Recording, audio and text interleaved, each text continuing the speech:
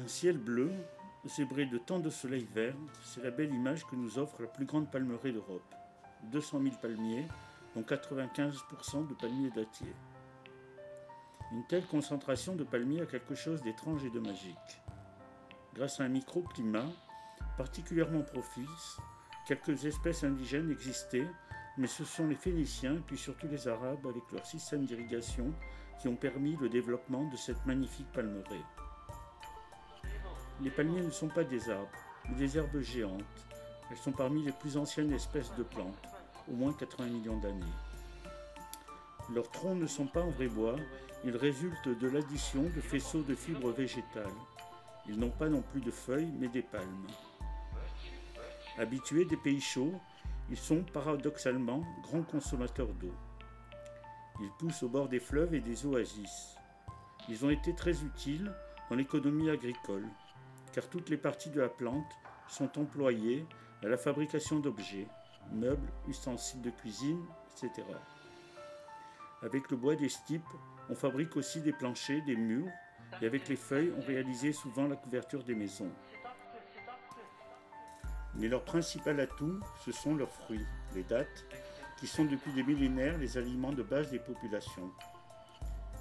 La ville actuelle d'Elche a été construite dans la palmeraie pendant la domination arabe. Elle a succédé à Iliki, la ville antique, située à quelques kilomètres de là. C'est à Iliki qu'est née et a prospéré dès le 7e siècle avant notre ère la civilisation ibère, mal connue encore, mais dont les vestiges nous laissent entrevoir la richesse et le raffinement.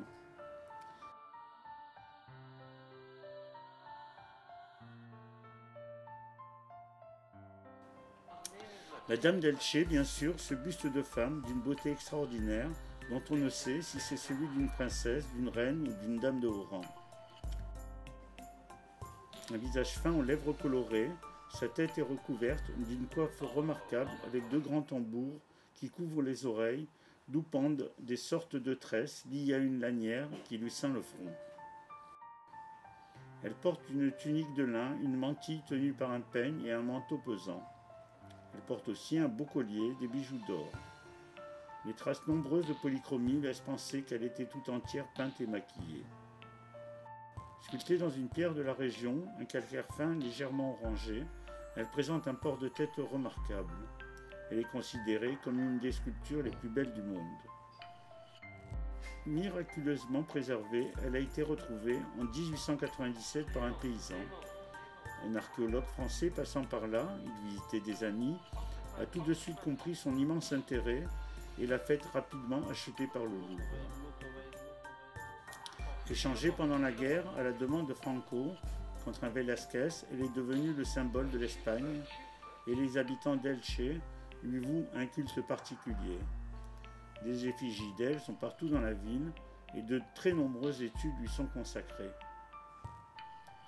La palmeraie a été préservée par un curé qui s'est battu pendant des années pour empêcher l'urbanisation galopante et ensuite grâce à un nouveau propriétaire qui n'a pas cédé aux appâts du gain. Aujourd'hui, parfaitement entretenue, cultivée, elle est avec la dame le symbole et la fierté de la ville.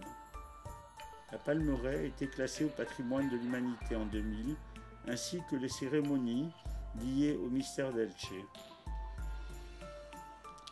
Un culte des mystères est dédié à la Vierge, dont la fête principale se déroule le 15 août, mais dont la légende donne également lieu à des manifestations quelques jours après Noël. Les 28 et 29 décembre date de la découverte par un garde-côte d'un radeau contenant une représentation de la Vierge et un manuscrit expliquant la manière de célébrer ce mystère. Mélange de traditions païennes et chrétiennes, les festivités organisées par les habitants animent la ville. Des milliers de pétards explosent, les gens sont dehors avec leurs enfants, l'ambiance est festive et très sympathique.